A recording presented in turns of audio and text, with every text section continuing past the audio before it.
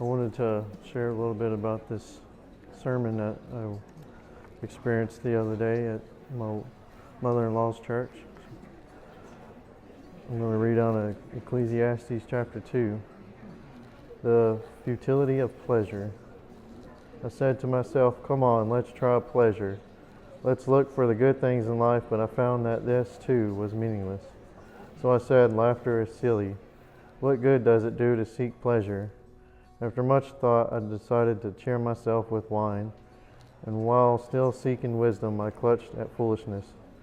In this way, I tried to experience the only happiness most people find during their brief life in this world.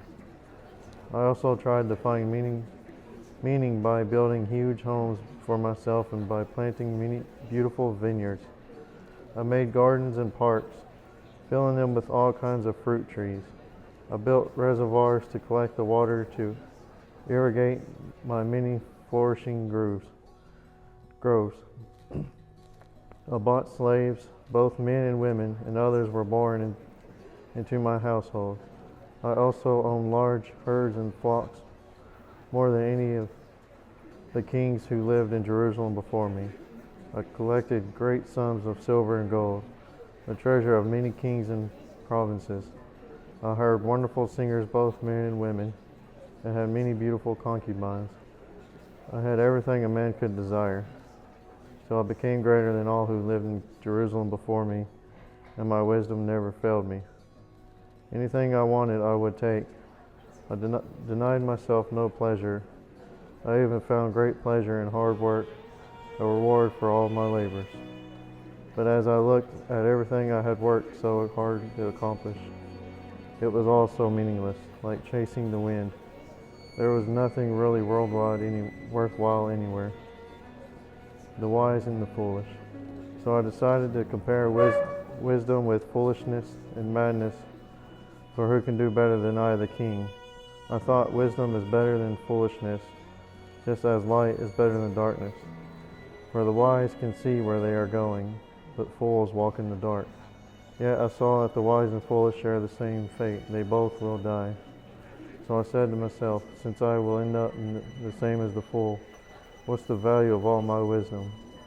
This is also meaningless, for the wise and the foolish both die. The wise will not be remembered any longer than the fool. In the days to come, both will be forgotten. So I came to hate life because everything done here under the sun is so troubling. Everything is meaningless like chasing the wind. The futility of work. I came to hate all my hard work here on earth, for I must leave to others everything I have earned. And who can tell whether my successors will be wise or foolish? Yet they will control everything I have gained by my skill and hard work under the sun. How meaningless. So I gave up in despair, questioning the value of all my hard work in this world. Some people work wisely with knowledge and skill, then must leave the fruit of their efforts to someone who hasn't worked for it. This too is meaningless, a great tragedy. So what do people get in this life for all their hard work and anxiety? Their days of labor are filled with pain and grief. Even at night, their minds cannot rest. It's all meaningless. So I decided there's nothing better than to enjoy food and drink and to find satisfaction in work. Then I realized that these pleasures are from the hand of God. For who can enjoy or eat anything apart from Him? God gives wisdom, knowledge, and joy to those who please Him. But if a sinner becomes wealthy, God takes the wealth away and gives it to those who please Him. This too is meaningless like chasing the wind. So this is about King Solomon and how him and God were close, and God let him get everything that he wanted. And even though he had it all, he realized that without God, that stuff was just meaningless to have. And he realized that God gives the peace, the joy, the happiness, and he just gives because he forgot the true meaning, and that was to have God in your life.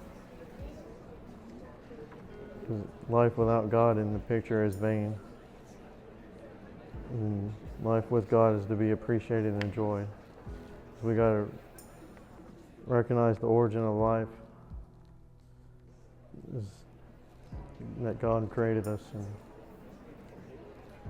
He's the great, wonderful being that He is to help us through anything we need help. So we might get depressed or feel down in the holidays and stuff, but we also got to remember we got God, and then we also have our brotherhood. He'll be there for us if we need it.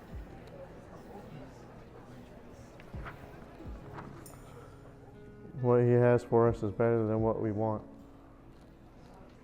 We might think it's what we need or what's best, but God knows what is actually best and what we need. And He wants to be our number one priority.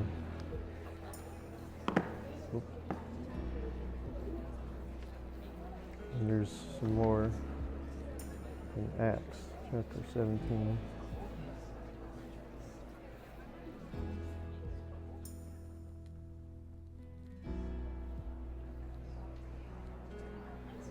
That Paul talks about in Acts.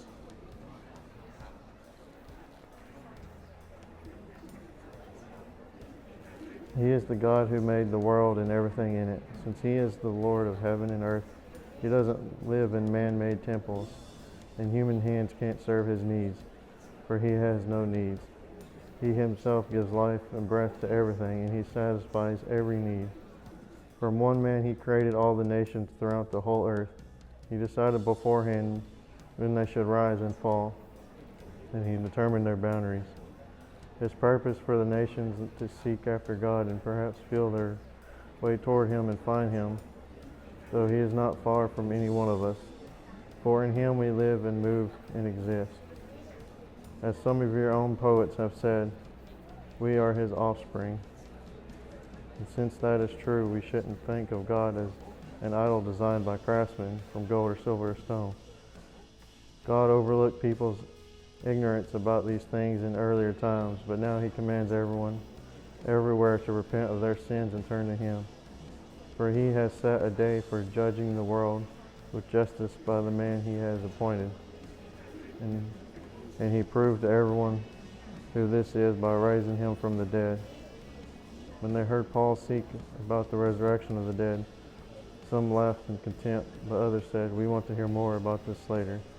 That ended Paul's discussion with him, but some joined him and became believers.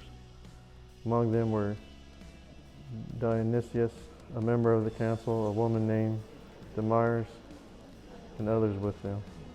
And that was 24,